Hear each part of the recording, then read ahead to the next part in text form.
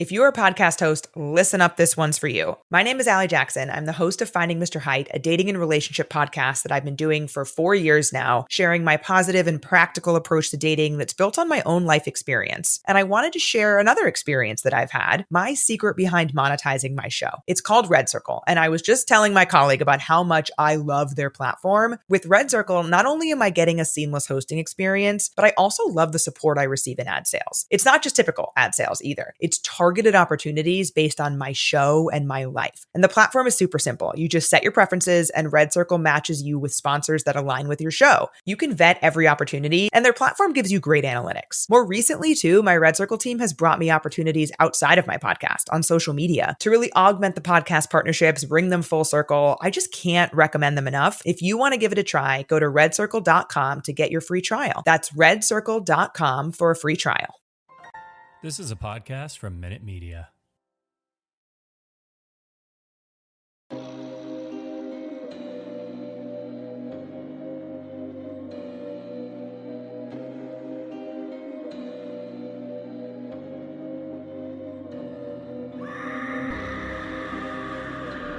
Hello, kitties.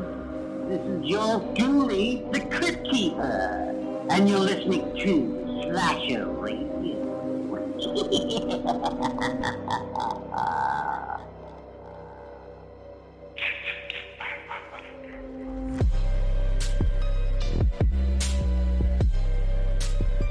Welcome to Slasher Radio with the host Mikey Bones, Rob Humphrey, and Cass Lovecraft. Dude, that's my first time saying that out loud. You know that, right?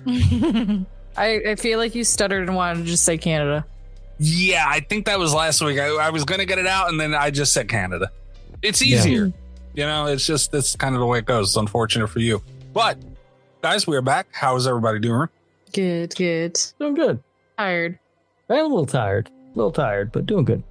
You went back down under. We'll get more to down under later.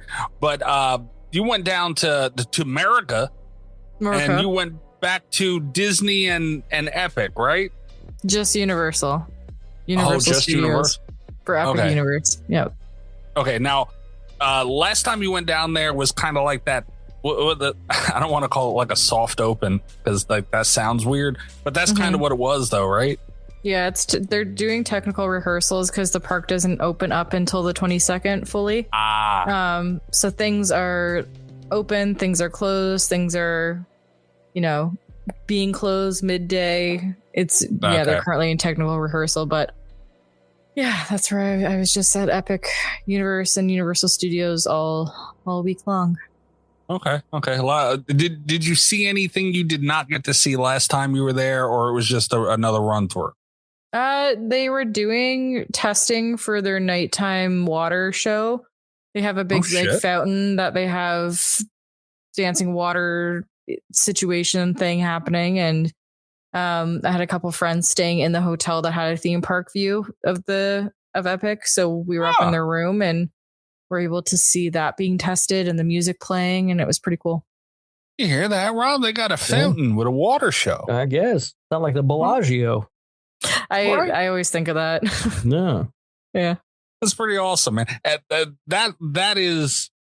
It's nice to see like scurry shit, horror stuff get that kind of treatment and inclusion in things like this, because Disney's just run shit as far as theme parks for so long. It's like, dude, Universal's always to me been up to par, just they're not as big, but now they're kind of they're getting there, aren't they? Yeah, they're gonna give Disney a run for their money once Epic's in full motion and fully open, because it is an incredible theme park. Like even the Super Nintendo Land, even though it's like catered for kids, it's cool if you grew up in the 90s, played any Super Mario game on N64.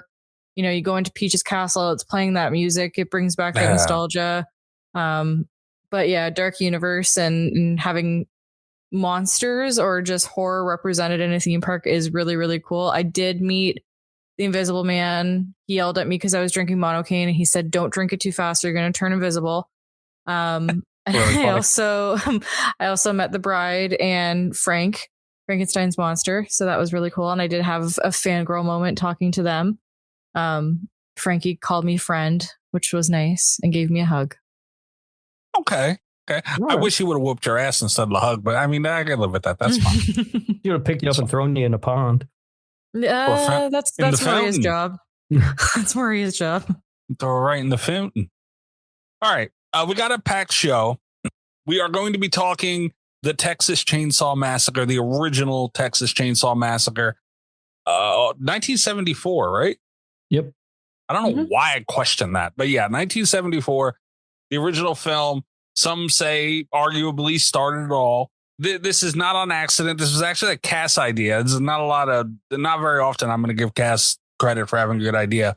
But we are doing this episode because A, it's fun to talk about the Texas Chain Saw Massacre, and B, there was unfortunate news about the game not continuing updates any further. So I figured it'd be a good time to show tribute to the game through talking about the movie, if that makes sense. Why are they killing that game already?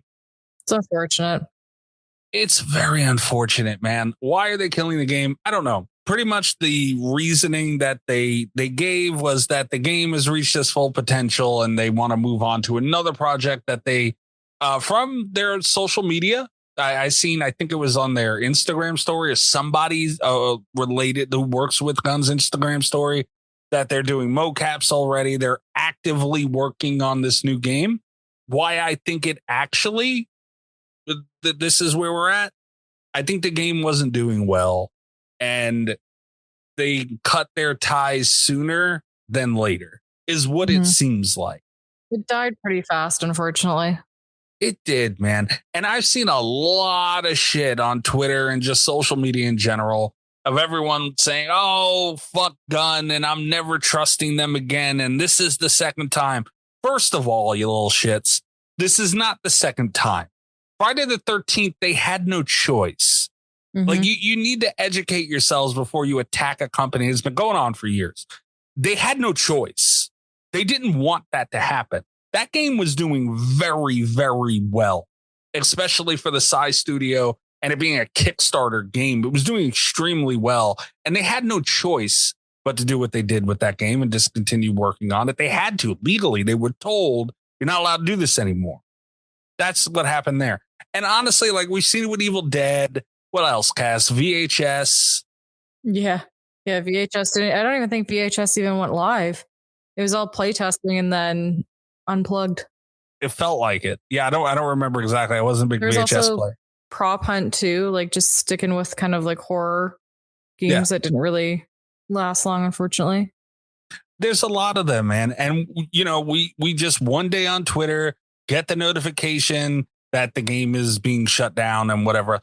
Would you rather them have poured money into something that's not working financially for them as a company like years down the road? Or would you rather them say, okay, this isn't working. Let's try something else. But I'll tell you this. I disagree.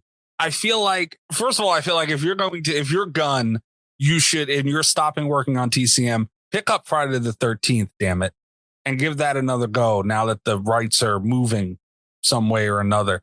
That's first of all. Second of all, I think that you could have had something, man. But I honestly, I do blame the gaming community a little bit for this. That game never got a fair shake out of the rip.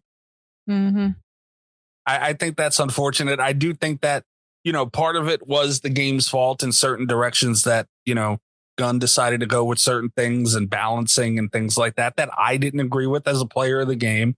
But either way, it was a beautiful game. A ton of effort went into it. Gun, they make incredible games. They look incredible. They're so realistic. We were watching TCM together today, Cass. And we were like several times like, dude, the game is so fucking like spot on. They did a phenomenal job with it. Yeah. Yeah. Like, and it's to have that function Friday the 13th too in a game and also keep that realism. Rob, you're not a big fan of the online multiplayer, but you got to always give them that at least, right? No, it looked great. I really liked the game. Actually, I dominated. Remember? Did not. Oh, Cass, you should have seen me play this game, Canada. I was killing it, carrying the game. Cassie did nothing. We should play sometime. I scored just as many points as you, Mikey. Slightly less, actually. I think. Remember when the cook had a glitch when he would set a lock and it would give you an obscene amount of points. That's how. Oh, okay. Yeah. Well, I propose that 3 of us play it sometime. Give it a go. I retired from it. No. You can I played one match. I was too good at it. I retired. That's probably why they're shutting it down. Rob is no longer playing this game. Unfortunately, we're going to have to pull the plug. And we've been playing a lot more TCM lately, Cass. Yeah. And it's fucked up, but you know what? I trust that. Forget about I truly believe that players know the games, especially like people who truly play the game.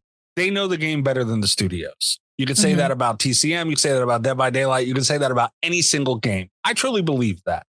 But nobody knows their business better than them.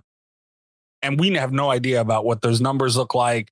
And you're paying like licensing fee, like your entire game is a license. You have to pay a license holder. You're not getting all that money. People forget about these things. And anyway, I just think it was really sad. And but honestly, I can't wait to see what Gun's coming out with next. So, all right. That all being said, we have we're going to get into our TCM talk later, talking about the film. We have drink roll call to get to that we can get to now, but we also have a good sized mailbag and a slight update on the Aussie front. And I don't know. We'll just go over those sons of bitches, Aussies, larrikins, the fucking larrikin Aussies, at some point in the show, because we are at war with the dummies of horror. Yes, the war rages on. Oh, absolutely. War we must. All right, but drink roll call, guys. I am drinking, and I forgot about that this even existed. I went in my basement earlier this week, and I had damn near a full bottle of the Kraken black spiced rum. So I'm drinking that with some Red Bull. All right. Yeah, 94 proof. Got a little bit of, it puts a little in the socks, you know what I mean? And yeah, I'm going hard with this. All right, good job. I'm boring. Oh, we know. I'm boring. I'm jumping in there and I'm saying I'm boring. I'm drinking water. God damn it, Cass. Not even flavored water? Nope. Just plain old water. So you ran out of those Starburst packets, didn't you? No, I still have them. I'm too exhausted today to put the flavor in the water. To tear a packet and pour it. Okay, gotcha. Yep. All right. We're at that One level. of those days. Got it. Robert, what about you? I'm drinking bourbon. Again? Yeah. Right. Pour some Buffalo Trace into a glass and go into town. Hell of a deal. All right. Voicemail. Trace the call. It's coming from inside the house. 917-397-KILL. That's 917-397-5455. You can leave a text message for the show. You can leave a voicemail for the show. You can also sign up for the Patreon, patreon.com//radio. And you'll be able to comment directly on the episodes. And it's a little neater for us. And, you should want to be neat. You should always want everything you do to make it our lives easier, because that's what matters, right? People care about making content creators' lives easier, of course. Yes, clearly. That's what everybody's interested in. Oh, yeah. All right. But the voicemails get played on the show. The text messages get read by Ghostface. I've been going a little hard on this rum, so I don't remember if I said that or not. But anyway, here is the mailbag for this week. Hello, hosts and listeners, and welcome in Ed and Jamie. Oh, okay. Hold on. We do have 2 new patrons as well. Well, we have 1.5. Okay. 1.5. Ed signed up for the fucking tier 2. Oh, Ed. I know Ed. You know Ed? Wait a minute. Know Ed. Ed's my buddy. Ed is he's a listener of Horror Movie Club, and he and I are in their Discord, and we talk quite a bit. And you know what? I think he did mention this week that he had signed up for the Patreon. Yeah. I like Ed. Ed's a good dude. Okay, yeah. Didn't Ed say something about my flavored drinks and all I'm that sure once? Ed did, yeah. I don't recall what, but I'm sure he did, yeah. Okay. He's been listening for a little while. So, welcome aboard, Ed. Welcome aboard, Ed. Oi, and everything else. I thought he would listen to the Dummies of Horror. I don't know if he listens to the Dummies of Horror or not. We're at war with him, Ed. Right. Yeah, Ed. So if we need somebody on the front line to maybe take like a bullet or I don't know, an axe or whatever. What do Australians do? I don't know what they attack with. Boomerangs. They have boomerangs. Yeah, if we need somebody to take a boomerang to the sack, you got to be willing and ready. Yeah, and Tim is the kind of guy that'll aim for your sack. Yeah. Me, Cass, and Robert flipping coins to see who's shitting in pillows. We got a lot of stuff going on over here. Chris throwing spiders. But Ed signed up for the fucking tier 2. Jamie signed up for the Patreon, but the free trial. Okay. All right. Jamie Lynn. I'm not going to put her last name on blast. All right. I don't know Jamie, but welcome aboard, Jamie. Hopefully you enjoyed enough to stick around. If not, you get a week to go through and listen to everything and then cancel. You could do that as well. Yeah. I mean, I'd rather you not do that, but you could do that. Could do that. But all right. I did forget that. I'm glad Ghostface reminded me. But we do appreciate Ed. We do appreciate Jamie. We do appreciate everybody who listens to the show. But here is the the mailbag for this week. Hello, hosts and listeners, and welcome in Ed and Jamie. I hope you enjoy your stay and we get to hear from you in the mailbag soon. I'll be watching for you. These messages are from last week's episode, and the first message is from Carly. Long legs. More like mid-legs. Oh, shit. Sorry, Rob. This one really didn't land for me. I don't think it's bad because it is beautifully made, just not for me. Oh, boy. Well, somebody just got themselves banned from the Nick fucking Woo Cage cast now, didn't they, Carly? Good job, Carly. Cass, you see? What, when are you going to get banned from this Nick F. and Woo Cage cast? Rob likes me. I'm nice to him. I'm never going to get banned. Ain't nice, I'll tell you that. Say something sideways about Nick Cage. Go ahead and do it. He'll ban the shit out of you. No comment. Rob, what do you have to say to middle legs? Pretty funny. It's one of those things where, like, a lot of times I'll get mad about people not liking movies I like, which is kind of stupid, but I do it anyway. This is a movie that, like, if people say they didn't like it, I kind of get it. You know what I mean? Like, it's not for everybody. It's different. It's a little odd. Carly just likes, things to be the same all the time and not to have to think about them. Ooh. Shots fired? Question mark? Wow. Carly, I liked it, dude. I liked it a lot. I mean, it from a technical end, yeah. At least she acknowledged it's beautifully made. Yeah, she did. Yeah. All right, next message. The next message is from Spyro. I'm not being mean and picking on you, Mikey. I'm defending you. I'm on your side. Also, you guys gotta be careful. It sounds like the dummies of horror are wedging themselves between you guys. You gotta team up, not start making pot shots, or else they will win. Aim your words at them, not each other. See that, Rob? I wasn't listening. What are you saying? God damn it. The dummies of horror trying to drive a wedge between us. And stop taking pot shots at me. And aim in the correct direction, man. See, Spyro knows. Yeah. Yeah. We got to be careful with their tactics. We have to stay together as a team, committed to making fun of you for being Italian. That wasn't the point. Italian battleship. This is exactly what Spyro's warning us about, and he's right. Also, Spyro, oi, good eye, mate, Aussie vest, all that stuff. Bundaboy. You were picking on me, man. You can't go around saying I like saggy barbarian titties and just act like everything's okay. You know what you were doing. So I'm not going to let that slide. And he brought up the talk to me hand, I think, or somebody did. I don't remember. He did. Spyro, come on. That's a delicate subject for me, man. You have to understand. But I was in Spyro's stream recently, so also everything's fine. I love Spyro. All right. But all right. Next message. The next message is from the Easter egg content from Patreon last week, and it is from EyeRChris. Chris says, Canada looking at Matthew Lillard like he is a hot plate of poutine. Oh my God. That's a good one. That's a fucking good one. Well. I love that. Yeah. Cass was a little hot and bothered when Matthew Lillard was announced for the new DVD chapter. And yeah, just a little. you kind of were acting like he was a hot plate of poutine. Mm-hmm. Extra gravy and cheese. What do you have to say for yourself? There's nothing wrong with that at all. I think that's fucking hilarious. It's not wrong. Matthew, No. good looking man. Yeah. I'd any day. Whoa! Wow. Whoa! Canada. Cass, this is a family show. Just kidding. Good. Should I bleep that? Does that have to be bleeped? I don't know. You bleep that. If I bleep it, it'll sound worse. It will sound worse. Do it. So bleep it. All right. See, now you're asking for it. My God. Cass, that doesn't sound like you. I'm Canadian. Sorry. Miss Lucy. That does a little bit. Those rat bastards. All right. It's not funny. It's not funny. The next message is from Carly, and it is from the Patreon episode where the 3 dopey hosts reacted to Parade's horror list.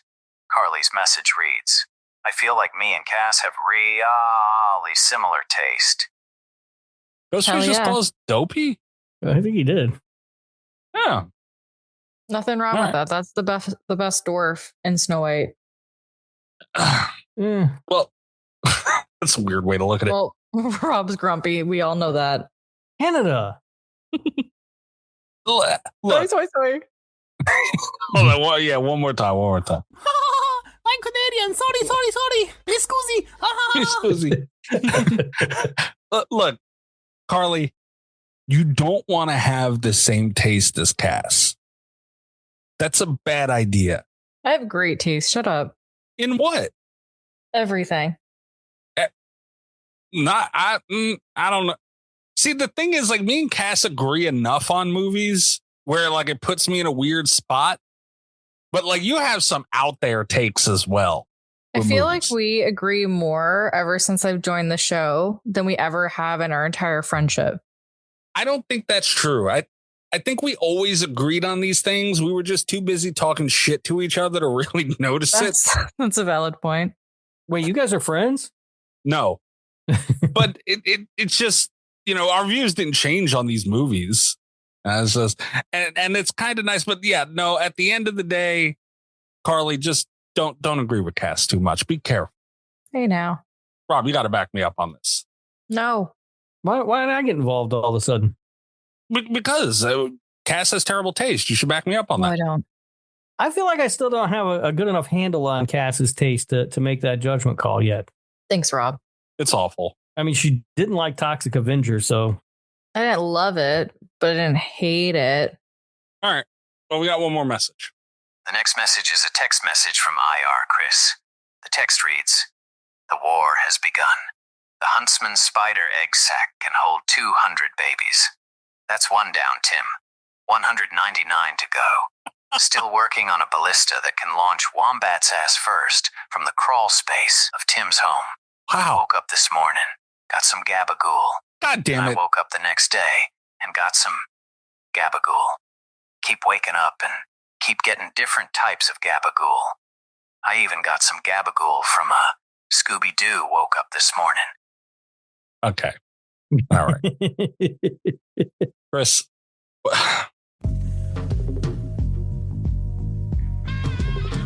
Woke up this morning, got some gabagool. And then I woke up the next day and got some gabagool. Keep waking up and keep getting different types of gabagool. I even got some gabagool from Scooby-Doo. Why? Chris, why? Hell of a deal. Why? Well, I can get what half of Chris is. I guess we can kind of just mention that the Aussie front with the Dummies of Horror. Nothing really changed too much on that end. Chris obviously referring to that. He's been saying that he was going to throw Huntsman spiders at Tim. He did confirm though. Chris did confirm on Discord that it is from the missing tile little crawl space in Tim's garage and not his asshole. Yes. Yeah. So a little disappointing to find that out, but Chris did confirm that's where he's dropping the spiders from. One got Tim. And you know what? Here's a good intro too. I got another new button for you, Tim. This goes out to the Dummies of Horror podcast. Fuck you. Fuck you, Tim. All right. We're still mad about all the happenings from last week. Don't think you're getting away with it. We're currently working avidly. Oompa Loompas are going full force. There will be a retaliation. But I will say this. We were on Greg's live tonight, Rob. Well, you were. I was in, me and Cass were in the chat. You guys were too scared to play trivia against me. Busy or scared, whichever one you want to go with. But Scared. Either way, no. Darth Gregor on TikTok. Everybody wants to go check him out. Tim was supposed to be on there. Amber said that he backed out last minute. I think he was scared because we were going to be there, and he knew that. Well, Tim was definitely scared. Yeah. Yeah, he tried to make up some story about spending time with his kids, but I don't believe that for a minute. I don't think his kids want to spend time with him. Can you blame him? No, that's what I'm saying. Like if I was Tim's kid, I mean, I'd probably be mad if my dad tried to spend time with me. I'm just saying. Yeah. So I don't believe that for a bit, not even a second.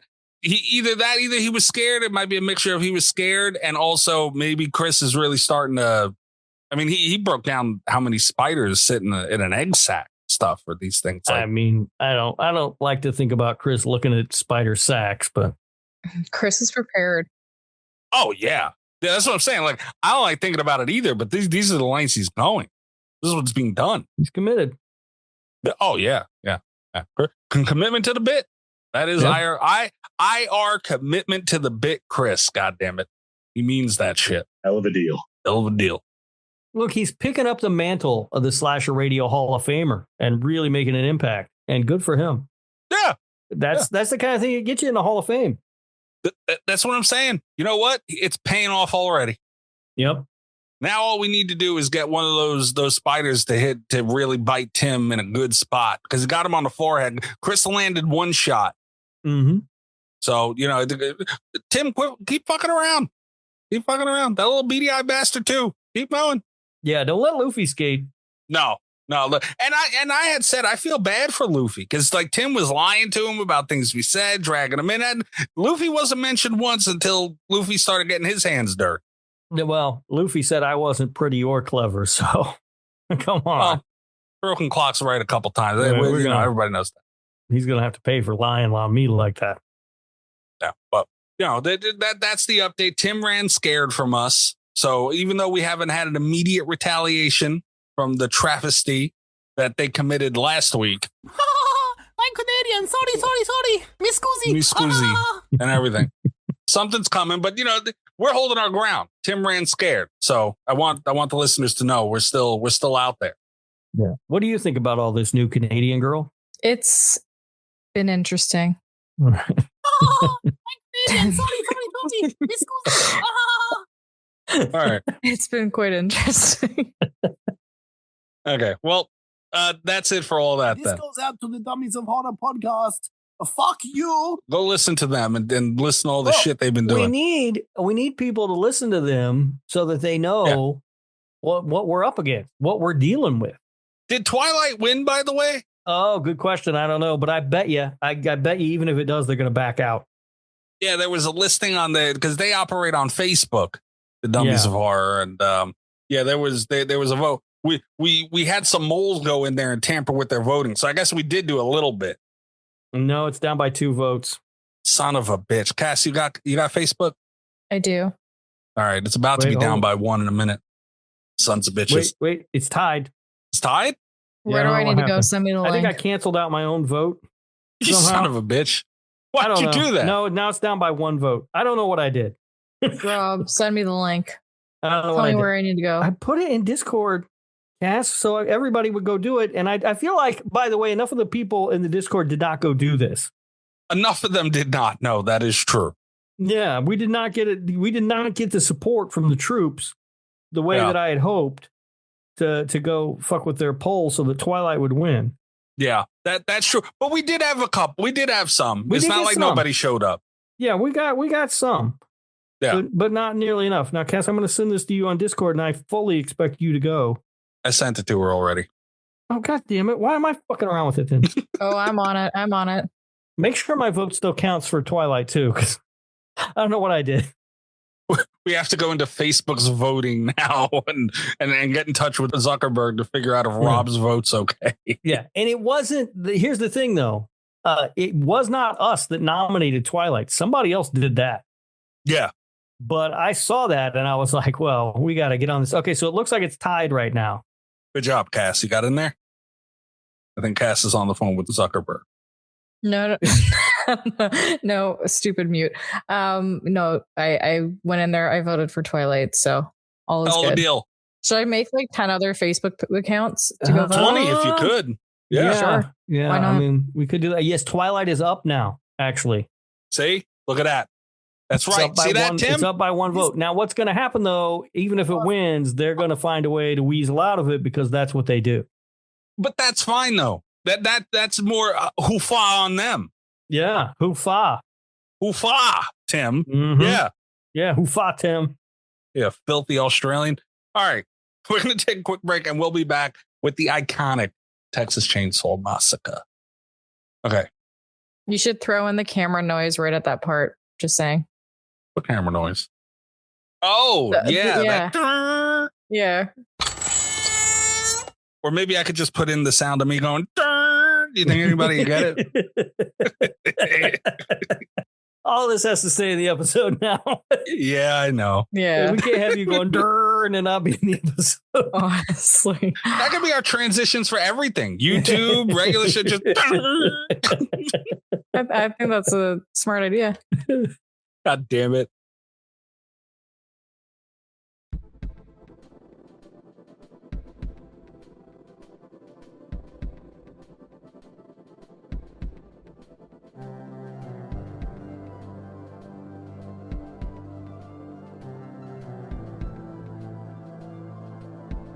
The Texas Chain Saw Massacre, 1974, iconic film.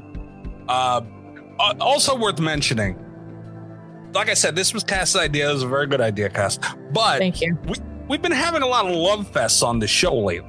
Yeah, here's the thing. Having Cass on the show, we're going to have all the classics covered, and we won't have anything else to cover in 6 months. It'll be great. Well, the timing of this one was perfect.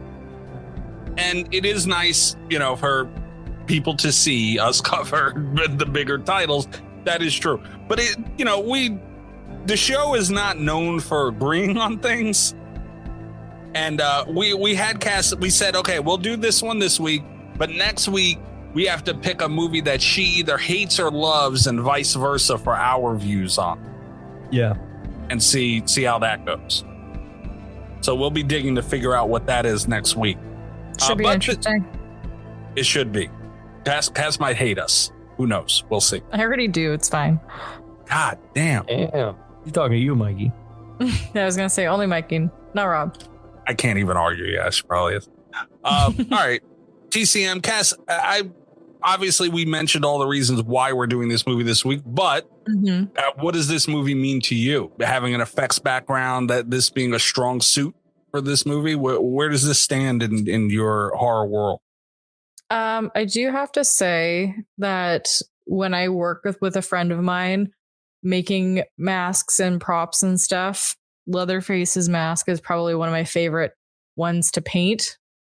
Not gonna lie. So from just like a artsy standpoint, I personally, I love Leatherface, especially the Pretty Woman mask, but we can get into that later. But I like the cinematography. I like the music. I like the visuals. I like everything to do with this, the raw grittiness of this film. Yeah, it's a good one. I like it. Okay.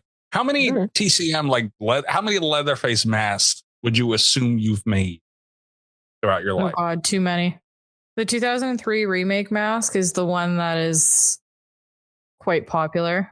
Oh, fuck. Really? A lot of people, yeah. It's more the stitched up effect is a lot more like broken up than the original, which is more, it looks more like 1 pound of flesh opposed to multiple. 1 pound of flesh. That's something I didn't think I was going to hear today. And I knew we were going to talk about this movie. Okay. Good choice of words. Rob, you have beef with this movie, kind of, sort of. What are your thoughts on it? Well, I mean, it always fucks you in Murder. Yeah, Murder it Madness. always fucks me in Murder Madness. Yeah, but I don't. I'm rewatching it today. It's okay. Excuse me. Yeah, this movie's all right.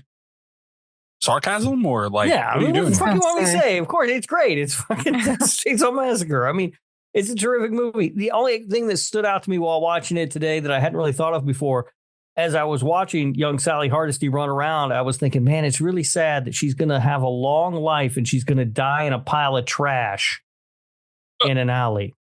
Yeah. Like that other movie has kind of fucking dinged this one a little bit for me now.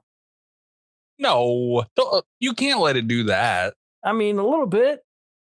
No. They're going to bring back fake Sally Hardesty and kill her in a pile of garbage. Yeah, but this movie being made in 1974 didn't even know what it was going to be, let alone there was going to be an atrocity of a remake made on this movie however many decades later. You can't blame this movie for that, man. Get mad at Netflix and them. All right, fine. Now, this movie's great. It is like today, it was kind of like whenever we've talked about this movie for the show, for whatever reason, it's come up like it was part of Murder by Numbers and stuff. And so if I find myself in a situation where I like have to watch Texas Chain Saw Massacre, I typically don't enjoy it as much as I do when I'm in the mood for it, because it is a movie that you kind of it's sort of an endurance test, like how much of this can I stand, because it's so well made and it feels like you just feel dirty and like sweaty and just hot after you watch it, even if you're sitting on your couch in the air conditioning, fully clean, showered, feeling fresh. Yeah. Naked. Please don't say naked. Like, what? Why? Just why? I don't need that from you. And where are my balls? All right. Yeah. This movie created something visually on a screen that has not been able to be recreated. And I'm not saying no one's reached the level of atmosphere, vibes, just gritty. I'm not saying that hasn't been reached, but it hasn't been reached like this and mixed with the scenery. Because it's weird that you have such a movie and that fucking Netflix remake 2022, right? I always forget the year that stupid movie. I think you're right. I think it's 2022. We'll just call it the shit bag for the rest of this episode. That remake, because it was a shit bag. You know who likes that? Yeah, fucking Greg, who likes everything not terrible. Only Greg, but also Tim Davis likes that movie. Tim. Yeah, this goes out on a podcast. Fuck you. I had many arguments with Tim about that movie. And I feel like I've talked to Tim about this before. One of the times he was on the show. Anyone who likes this movie is wrong. And Cass, we were talking recently, and you said the 2003 remake you like, and for some reason I thought she said the shitbag one. Oh god! And I got so mad at her immediately. You did. You got real heated real fast. I mean, the 2003 version sucks too. Even if you feel that way, though, I don't. It doesn't suck that bad. It sucks. But it's not on the same planet as that shitbag one from Netflix. No. It's not as bad as that, but it still sucks. All right, but be that as it may.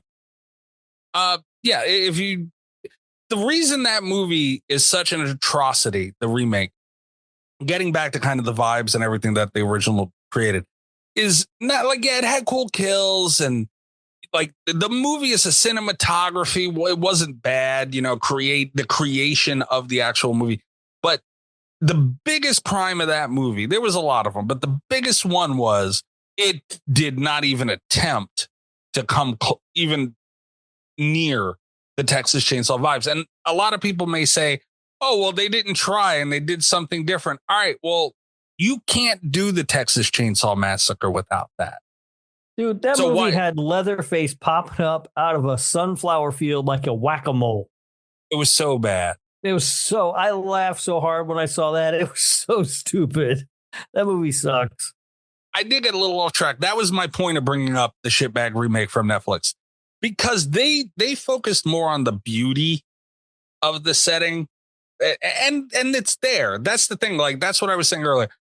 It was a movie that's so gritty, grimy, dirty, makes you feel all sweaty, and at the same time, it's kind of beautiful. You know, there's aspects of it that are beautiful, and it's that mashup I don't think we've ever seen since.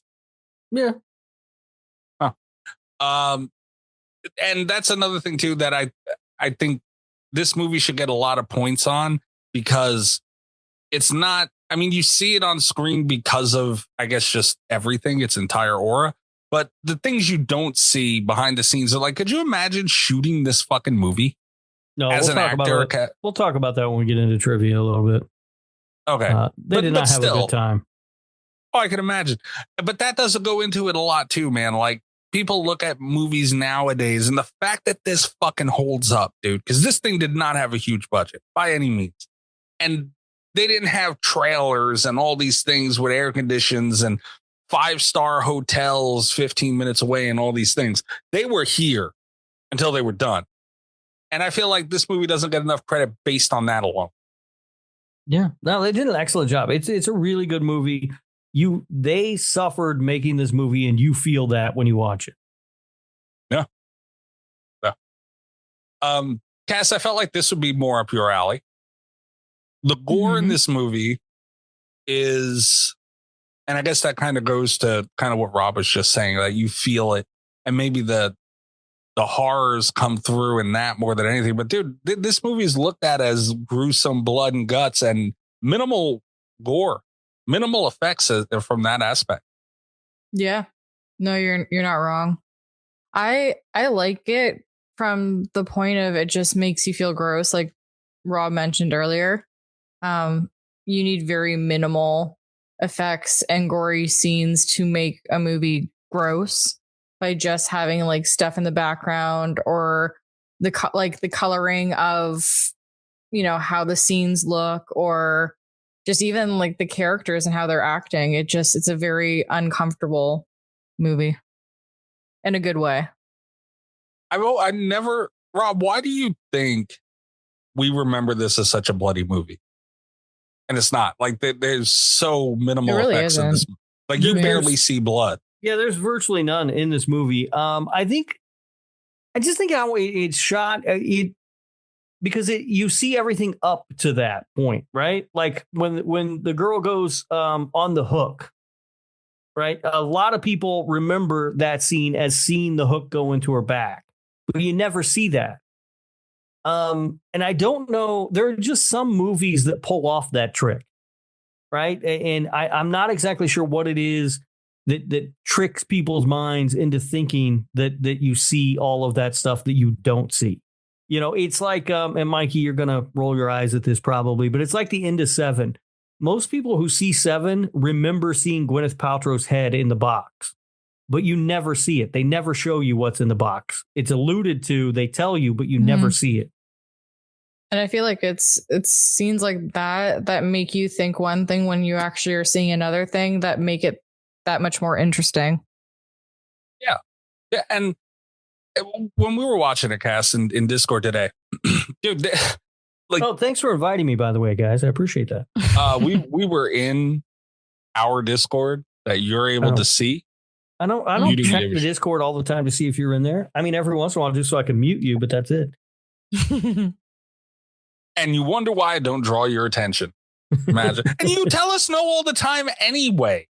I can't just hang out in there all the time. Then it won't be special when I do show up. Okay, well, but then you can't get mad when you tell us no all the time. You could invite me. Be nice. So you want the opportunity to tell us no? Yes, exactly. Now you're catching on. You believe this shit, Cass? The fuck is that? Rob's a lot. that is a great way to put it. Rob is a lot. I told you she's mean. She may be mean, but she's not wrong. I'm not wrong at all. No. What was I? Okay, yeah. I don't know, man. I was talking about when we were watching it. Dude, like you look over and your hand is in Grandpa's mouth. You know, like it's just sucky. Stop saying sucky. You were saying that during the movie. Stop saying it. God damn it, Canada. Sorry. Mi scusi. Mi scusi. But it's just so fucking gross. And it's not even like it's just some old man, which is fucking bad enough. You know, he looks awful, you know, by effects, the whole 9 yards, dude. He looks dead. Yeah, right? He just looks like a dead old man. Right, but you can't tell, you know, like it looks like he's been dead forever, but he's not dead, you know? I don't know. It's just that the effects for that and everything else without using blood, without using guts pouring out of him or anything ridiculous. They went such a different route and it worked out perfectly and it fit in with the vibe. You know, like, but we don't see blood and guts in this movie, really. What we see is dirt and grime and filth everywhere. And people, I mean, they're just like bones laying on the floor and stuff, you know, like it's just that house is disgusting. Those people are disgusting. And that's enough to really unnerve you, I think, and throw you off. And then there's the illusion of blood and guts and things. And I think maybe that's why people remember seeing all these things that they didn't see when they watched the movie. Yeah. It's just wild. Yeah, it is. I mean, it's a movie that's it's a very good movie. It's very well made, but it is tough to watch. You know, it's along the lines of Henry Portrait of a Serial Killer or something like that. A movie that's a movie I love that I never am in the mood to watch that. Like, I don't think I've ever been like, I'm going to watch Henry Portrait of a Serial Killer today. No. You know, this one's not quite that bleak. So I don't, it doesn't bother me as much to sit down and watch this one. I saw it on, was it last October? One of the theaters here had it going. And I was able to go see it on the big screen. That was a great experience. I loved it. I was in the theater with, two young girls were sitting, the row in front of me who had never seen it before. To watch them watch the movie was a ton of fun. And that's the great thing about going to see older movies when they're playing in theaters, when you can find people who've never seen it before. And you see, wow, this shit's still effective, you know, because after a while, the jump scares and the brutality of it kind of, you know what's coming. I've seen this movie 10,000 times, you know, I know what's coming. To watch somebody who doesn't know what's coming squirm and scream at the movie. That's a lot of fun. I really enjoy that. Oh, yeah. Yeah. That was me earlier. When I was watching like that grandpa scene, I was like, oh, and, you know, like it's just it even still some of it gets you if you're paying close enough attention. Yeah, and no matter how many times I see this movie, Leatherface and that sliding door, like the first time we see Leatherface, that's just such an iconic moment. It's so well done. It's so fucking good. It still works. I still love that. It's just great. I agree. That scene's so iconic. It's such a good scene. I love that scene. Yeah, it's so good. All right, let me bring up something that's a little out there. All right, bring it up. It's a little out there, but it's not really. And I was trying to think of things that we could talk about, because when we have love fest for these movies, saying how great everything is that everyone's been saying is great for fucking, you know, since 1974, you know, it gets a little repetitive, especially anywhere you listen to anything about this movie, unless that's you the thing. Yeah, that is the thing about an episode like this, right? People have been talking about this movie for 51 years. There's nothing we're going to be able to say about it that somebody hasn't already said, you know? No. But okay, Leatherface, the character, you know, he looks great. He's terrifying, big dude, chainsaw. Everybody loves Leatherface and Bubba and all that stuff. We talk about what Tony Todd brought to Candyman. And how incredible of a role that was. Story, performance, technical, all those things. Leatherface, I feel like, is kind of on that point as well. And Cass, you had brought up how incredible Gunner was while we were watching this earlier. And I feel like a ton of that has to do with him. But dude, this character is not everything he seems on the surface. You know, we think of Jason and it's just some dude in the woods. Little story there, granted, but ultimately some dude in the woods just killing people that are fucking. and naked by the lake and shit. This character is very, he's extremely, man. And there's so much depth here that never truly got to. I feel like if they would have went in a direction of really exploring Leatherface properly as sequels, we could have got somewhere. Well, they did in that Leatherface prequel. That movie was awful. That was way too late. Yeah. That movie was so bad, Rob. I liked it. I mean, that might be your worst take. It's not, one of them. It's not great, but it's decent. It's better than the 2022 one. It's better than Beginning. It's not better than The Beginning. Oh, The Beginning's awful. That movie sucks. Anyway, it's all right. A lot of depth to the character, man. Like, he's pretty much a special needs child that grew up and is just used and abused by his family. He doesn't know right and wrong. I didn't include it in trivia, but I did stumble across the fact that Gunnar Hansen, to prepare for the role, went to a school for special needs kids and just sort of studied how they moved and how they talked and how they communicated and stuff, because that was what he wanted to go for Leatherface. And yeah, it comes across that way clearly on screen. And yeah, it's a great character, and it is very sympathetic. That's the thing about, we all remember Leatherface as the big bad from the Texas Chainsaw Massacre franchise, really. But honestly, in most of the movies, it's not really. He isn't a bad guy and he's doing evil things, but he's this sort of mentally slow guy, and he's got this awful, horrible family around him who have him doing terrible things for them. He's kind of not really the big bad in most of the movies. Like he is, but he isn't. Yeah, and it was able to, by performance, was able to portray that, because you got that feeling of, the red room shot, so iconic, and so many different things, him running after the truck, so many incredible shots because he looks terrifying. That comes through. You understand. There's no questions there. He will fuck your shit up without question. Yeah. And also you're able to realize, oh, he's kind of, there's something adorable about this guy, and somehow. It's weird, but yeah, I agree. Yeah. So I feel like that depth is not that I'm sitting here saying you should feel bad for a character like that, but it's hard not to. Yeah. At the same time. Yeah. I think a lot of horror villains have sympathetic backstories, or some of them anyway. Jason, yes and no, right? We saw his mother decapitated and all that, and it's kind of a sympathetic story. You mentioned Candyman. That might be the most sympathetic character of all of them. Yeah. But yeah, I think Leatherface is up there as well. Some dog, Michael doesn't really have a backstory because we don't count that Rob Zombie travesty. And, Freddy was a diddler, but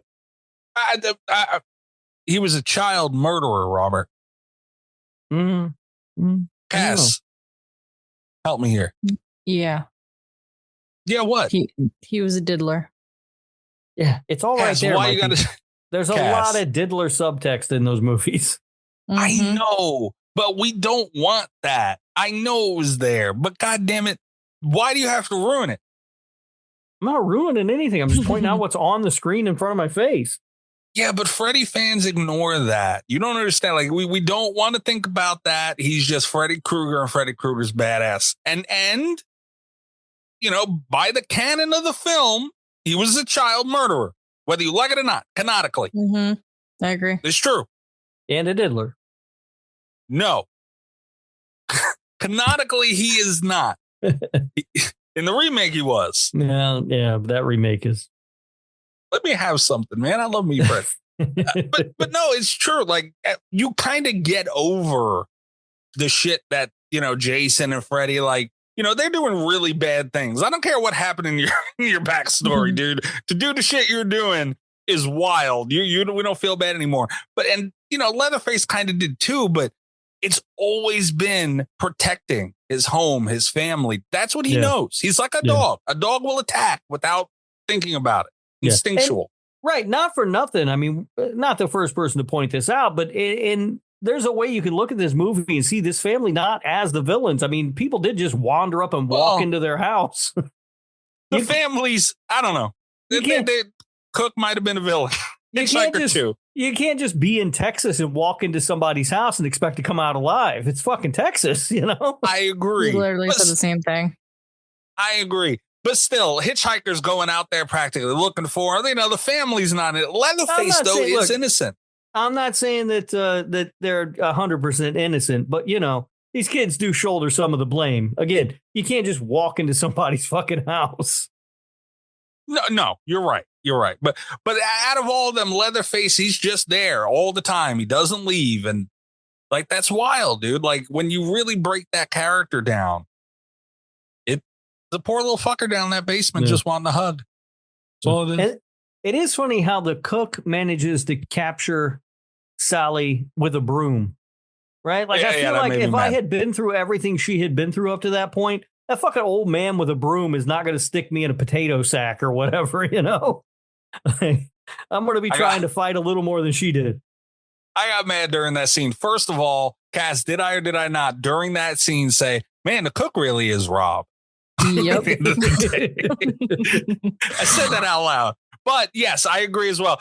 I feel like he's a scrawny little fucker. She could have whooped his ass, especially if she had a 100%. knife. Yeah. Cass, you would have made it out of that. That movie would have ended there if you were the final girl, right? 100%. Yeah. Whoop that old man's ass. Mm-hmm. All right. One of the last things that I feel like we need to touch on is the final girl. Mm-hmm. Sally kind of was the start of the final girl. There's arguments with Peeping Tom and Psycho for the horror film, the slasher, but it kind of all started here with the final. Yeah. I would agree with that. I can't think of one before it. No. And honestly, I don't know what the theater situation was like in the early 70s, but I know access to these films weren't, outside of the theater was pretty much non-existent. So if you didn't see it in the theater, it was nothing like how many people would have seen anything with a final girl before the Texas Chainsaw Massacre. Right. Yeah. I don't know. I just feel like this was the start of it all. And it's wild to see going from Sally, I'm talking top shelf, the Sallys, the Lauries, all of them. Yeah. I've not read the book Men, Women, and Chainsaws, but I think is maybe the first book that really discusses or dives into an analysis of the final girl trope. And I'm pretty sure that this is the movie that they point to is where it starts. But I haven't read it, but just based on what I've heard people say about the book. I would agree with that. And I think, what do you think? I think Sally's a good final girl, but I hear people say they don't like her very much. I can see that.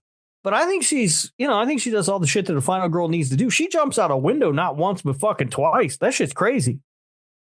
Yeah. Yeah. And I can see it. Like, she's not, you look at people like Sydney and Laurie, especially in the later films, we spend more time with them getting to know them. Sally it was that one film, really. And that there wasn't much there were so many characters in there. They spent a lot more time with Franklin, it felt like, than fucking Sally throughout the whole film. There was attention on so many other characters and not so much her to get to know her. But dude, I don't know. I'm going to take this moment real quick, Rob, to let you know that Sienna in Terrifier is included in Top Shelf Final Girl. So we went from Sally to Sienna. That was the last addition to that class. Cass, Rob, right or wrong? I do like Sienna. Sienna's the one thing about the Terrifier movies that I do kind of like. I mean, I like David Howard Thornton's portrayal of Art, but yeah, I mean, I'll give it to Sienna. I think I like her. The problem that I'm having with Sienna is that I think in Terrifier 3, I don't really like her character that much. But she handled it when she needed to, it was a little. We mentioned this when the movie came out and stuff. I think that they got those characters wrong in that movie. She should have been Jonathan. She should have been the one going to college, and Jonathan should have been the one coming out of the mental institution. It just didn't feel right to me. And she just seemed pretty weak throughout most of that movie, which she wasn't through Terrifier 2. Yeah, fair, fine. But Cass, you said you don't like Sienna? I'm not a fan. I don't know why. I don't know why. I'm not a fan. You just broke my heart, man. That might have been the worst thing you've ever said from me. You're sorry. Okay, you're sorry. Sorry. Miss Scusi. Me Scusi is what you're going to throw at me. Sienna's incredible. Lauren Lavera did great. And okay, you may not be her biggest fan, Cass, but do you think she has at least made it into that special class of final girl? Even if she's last on the list, did she get in the club? I don't think so. That's I think there's fucked up. other ones that are better, in my opinion, but that's just my opinion. That's fucked up. I got Rob to agree to this shit and you won't. Wow. Okay. This is not how I seen this going. All right. I mean, I'm not saying I never said I dislike Sienna. Like I've always said I liked her. I just don't like the movies are kind of garbage. Copy. All right. Yeah, I mean, TCM's incredible. The game did an incredible job adapting the film into the game. And it's a shame to see it go, but as a film, as a game, I think it'll always be looked at as what's a a top game? tier. It's still going to be around, right? It's just they're not going to have any more content for it, right? Right. Yeah, it won't be delisted. We're never going to get Chop Top. No, but we weren't going to get Chop Top anyway. They had a whole thing where they have a character in the game that Bill Moseley voiced, and I don't know if he did the motion for it. I doubt it actually, but he voiced it, and it was supposed to be Chop Top, and they didn't. Okay. They had a whole big thing over the license of TCM2, never got it, and they decided to put that with the Billy Loomis. Goddamn it, Skeet Ulrich. Survivor. They just put it out as its own thing. Okay. So yeah. All right. It's a shame though.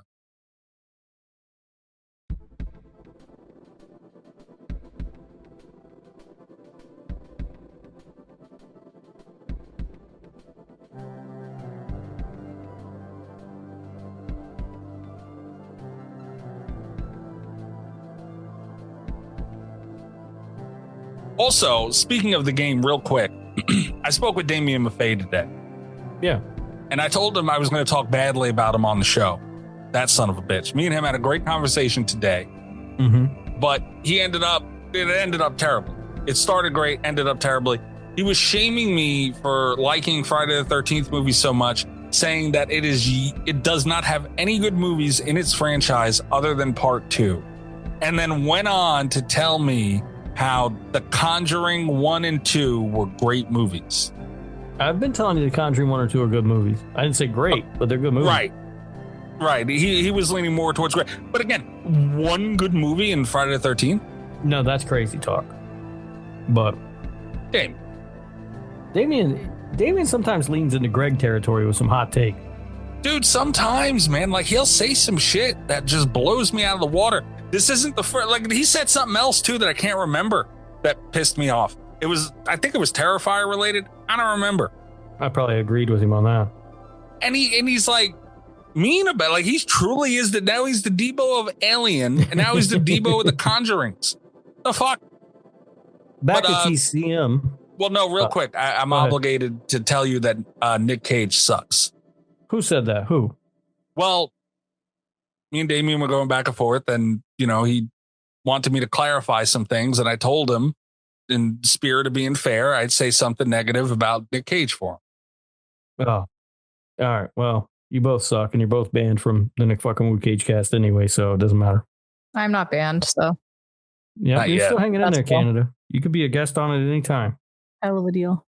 After I said that, he said, "You're not half bad." Funny son of a bitch. He is funny. Anyway, yeah. I just ready for fact. Oh, well, no. I wanted to point out John Larroquette's narration at the top of this movie is so good. Yeah. Like, it's just perfect. And he's a great voice to get to do that. You know, it's just the perfect fit. And he's perfect on the television show Night Court.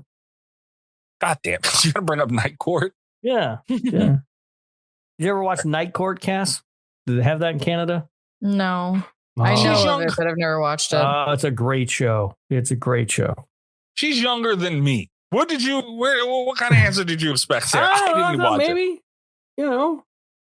The last thing I wanted to bring up about this movie, and I notice this every single time I watch the movie, and I don't think I've ever brought it up on this show, but it might be my favorite thing in the movie, and that is the truck driver at the end who just runs the fuck away. Yeah. Yeah, I was just, you ever watch that guy? He's just running the fuck. He's Let's like, get out of my truck and then run down the street because my body physique looks like I'm a runner. Well, in his defense, I don't understand why they get out of the truck. He must be having trouble getting it started or something. It's not real clear. But they get out and then he throws the wrench and he does it. It's a good throw. He smacks Leatherface right in the head. And then you just watch him and he just keeps fucking running like he ain't stopping for anything. And it's great. And no, I don't either. It's just great. Like, good for that guy. He's the real final girl of this movie. Yeah, he should have been sitting in the garbage at the end of that Netflix one. Yeah, that dude he's great, man. He just keeps running. But I always watch that guy when that scene is playing out. Like, I miss a lot of what's happening because I'm just watching that guy just fucking run. He ain't stopping for shit. You appreciate a motherfucker that'll bail, huh? Oh, yeah. Yeah. Ass and elbows, baby. Ass and elbows, dude. Get the fuck out of there. I mean, he did what he could, you know. He stopped. Yeah. Yeah, it's time to get the fuck out. He took out the hitchhiker. Huh? But yeah, I'm ready for facts if you guys are. Yeah. All right.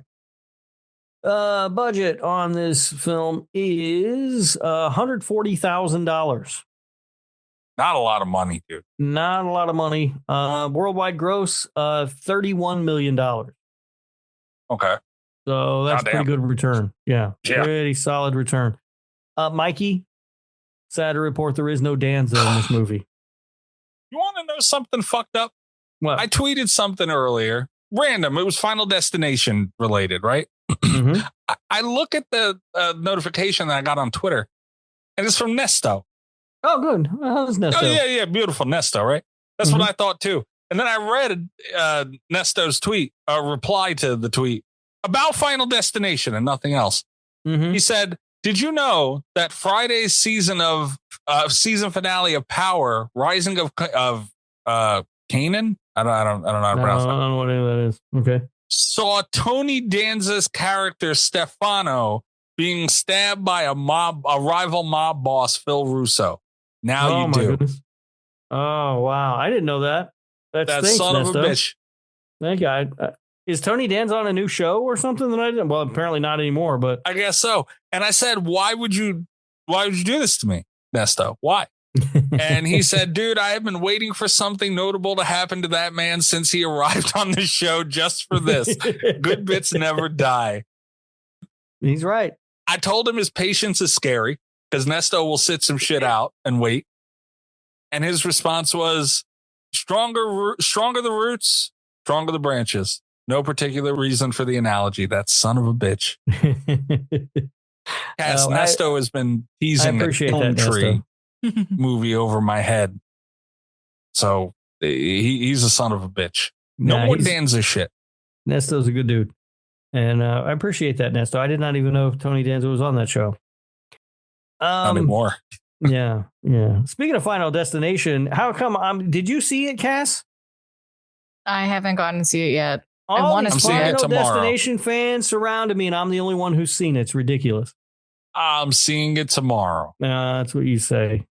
I'm telling you. you. Go to the movies. I'm from New York. I don't go to the movies. Come on now. The Dummies of Horror podcast. Fuck you. That's how I talk, apparently. All right. Marilyn Burns, whose character was chased by Leatherface through the undergrowth, actually cut herself on the branches quite badly. A lot of the blood you see on her body and her clothes is real. And that sucks. Hey, I have to run through that shit. You don't want to do that. According to John EyeRChris, his payment for doing the opening narration was 1 marijuana joint. And that's what they wrote here, marijuana joint. That is not how I would say. That's a solid deal.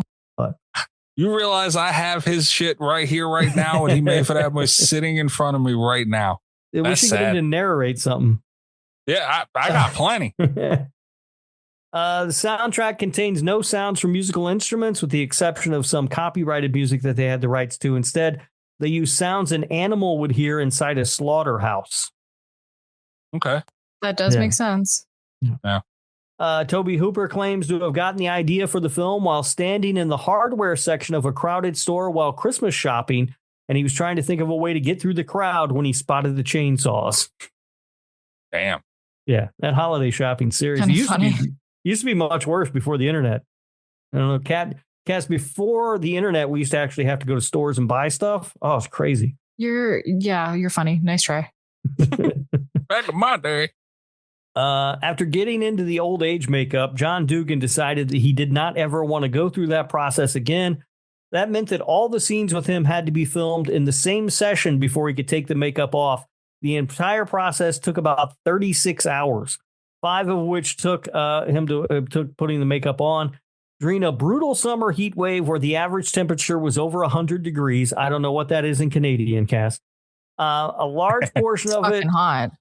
A large portion of it spent filming the dinner scene with him wearing a heavy suit and necktie, sitting in a room filled with dead animals and rotting food with no air conditioning or electric fans. Mm-hmm. Everyone later recalled that the stench from the rotting food and people's body odor was so terrible that some crew members passed out or became sick from the smell.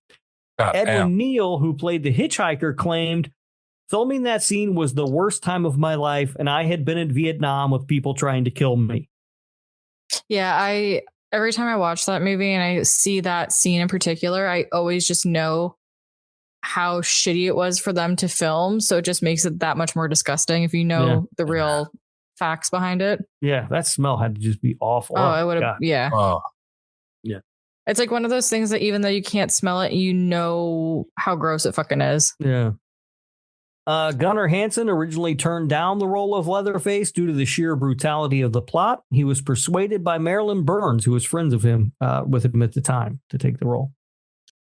Due to the low budget, Gunnar Hansen had only one shirt to wear as Leatherface. The shirt had been dyed, so it could not be washed. Hansen had to wear it for 4 straight weeks of filming in the hot and humid Texas summer.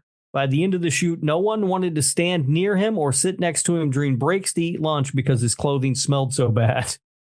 Well, definitely they kept with like the authenticity of making the atmosphere disgusting and gross and smell bad. Yeah. This doesn't get talked about a lot, but this was the biggest grossing independent film of all time right up until Halloween 1978, 4 years later. And you don't really think about it because whenever you hear people talk about the highest grossing independent films, it's always Halloween, which was then topped by Blair Witch, then topped by Paranormal Activity. But it's, this made a ton of money. Mm-hmm. Blair Witch and Paranormal Activity, 2 great movies. Blair Witch is, yes. Gunnar Hansen, there's no sex tape in Paranormal Activity. Oh, I put that thing in last week's episode. You notice that? I heard it, but you repeat stuff in there. I didn't really say it that much. You literally said it that much. I don't believe literally. it. Mm-hmm. Gunnar Hansen noted that there is some question as to whether the old man is grandfather to Leatherface and the hitchhiker or their father. Hooper agreed that there is ambiguity there, but the character was actually written as their brother. So the cook is actually Leatherface and the hitchhiker's brother. Okay. Entertainment Weekly magazine voted this the second scariest movie ever made. Do you guys know what number 1 was? Oh, fuck. Wasn't it like Sinister or Insidious or something? Okay. No. What? No. That was Science. Exorcist? It was indeed The Exorcist, yeah. Come on, Mikey. We did one of those lists once, and that was the scariest movie. It was, that was the scientific. They do every October, they release the results of some scientific, quote unquote, study of the scariest movies of all time. Surprise, surprise, they're all from like the last 5 years or whatever. Mm-hmm. Like, it's so stupid. Yeah. This film was originally banned in Finland, but it finally was released uncut after 25 years. Damn. Yeah. Terry McMinn was paid just $700 for her appearance in the film. Gunnar Hansen earned only $100 more. Whole $800 he got paid to be in this movie. Damn. Guillermo del Toro claims that he became a vegetarian after watching this movie. That's fact. Yeah.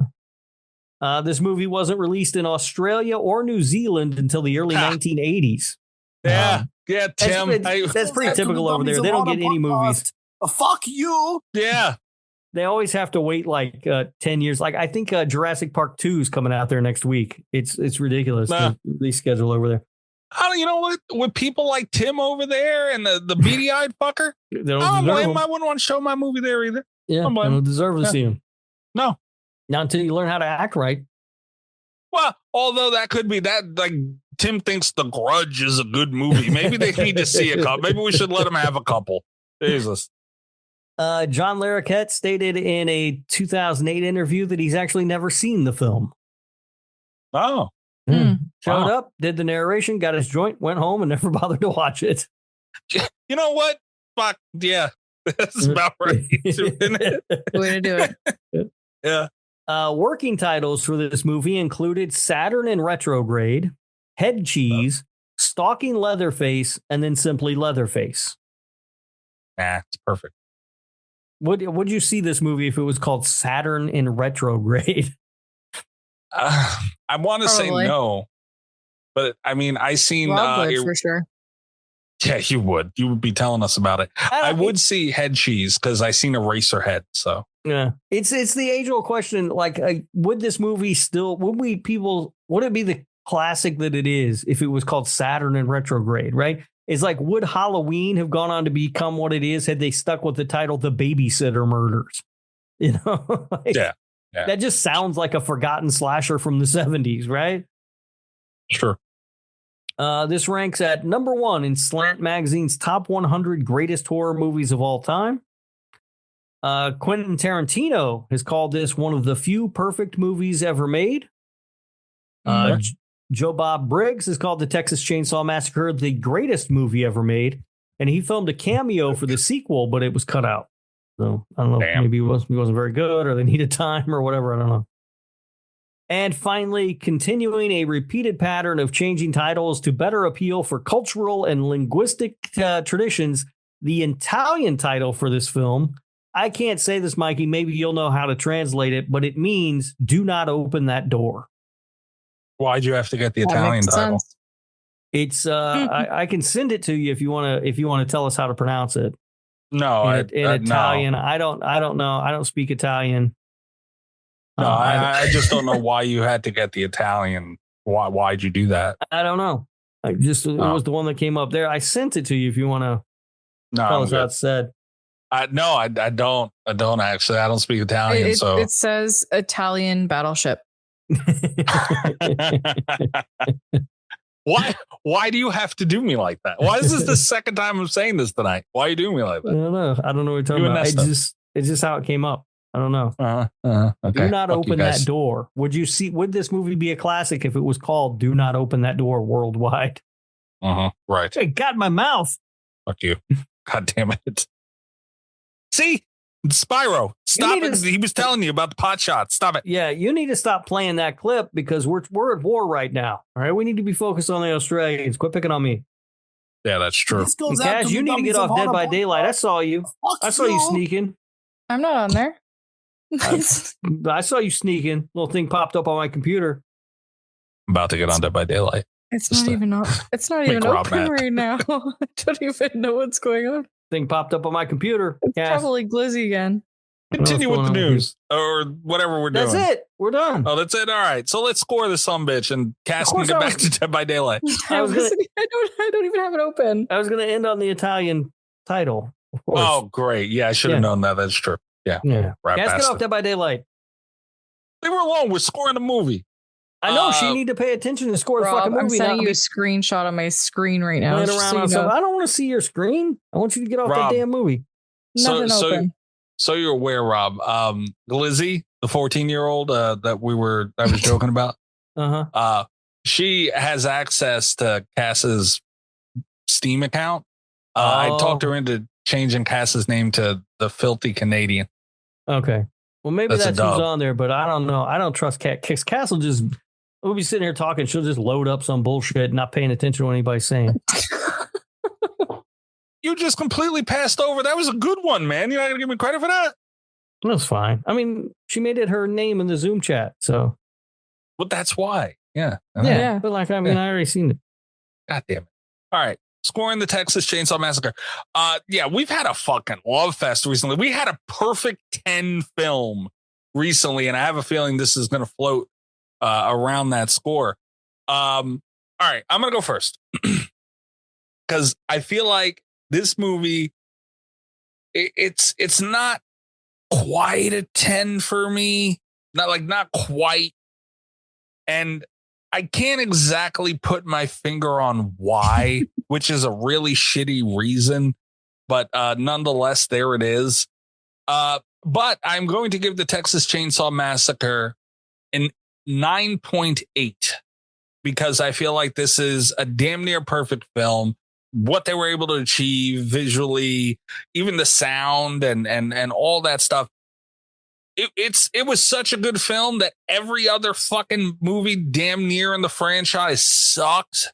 And it's still looked at as such a strong franchise because of one film and, you know, bits and pieces of others.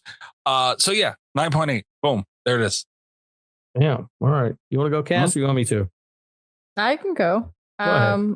I'm going to give it I'd probably say 9.9, to be honest.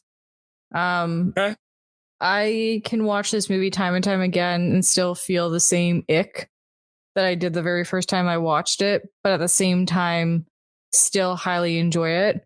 If Franklin wasn't in the film, it would make it a little bit better, but you know, here we are. Franklin's not that bad. That's another thing. He's annoying, sure, but I mean, he's not the worst. We didn't talk about Franklin. He is very annoying. Extremely annoying, but they do not treat the other people around him do not treat him well.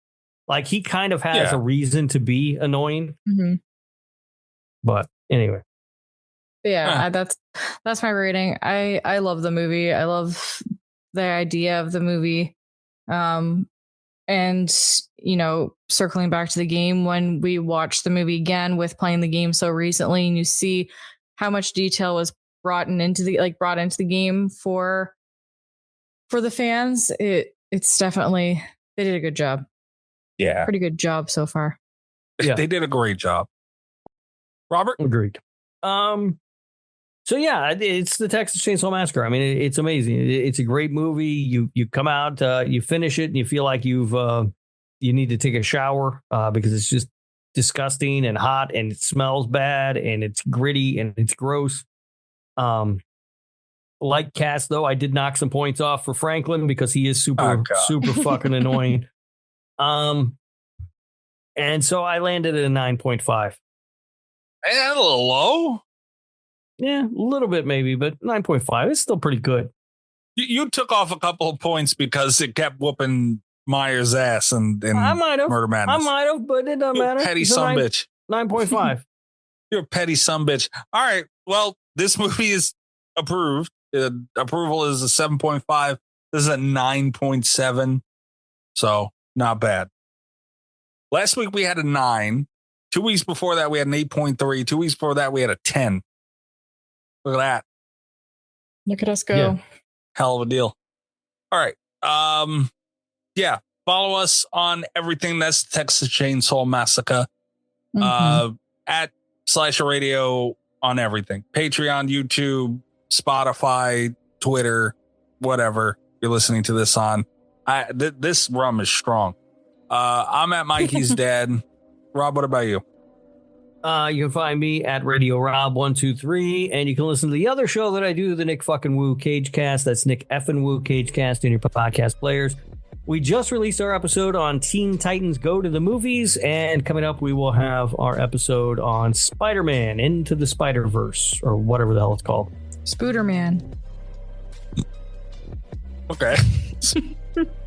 Spooderman. Is that what it is in Canada? Sorry. Oh my God, Maggie. Any excuse to hit that button. I'm sorry. Sounds just like you. Oh, no, it does not. Tell everybody where they can find you. I am Makeup Ex Mistress on all platforms. Hell of a deal. All right, guys, we'll be back next week. Good night from Slasher Radio. Bye-bye. All the best with Slasher Radio podcast.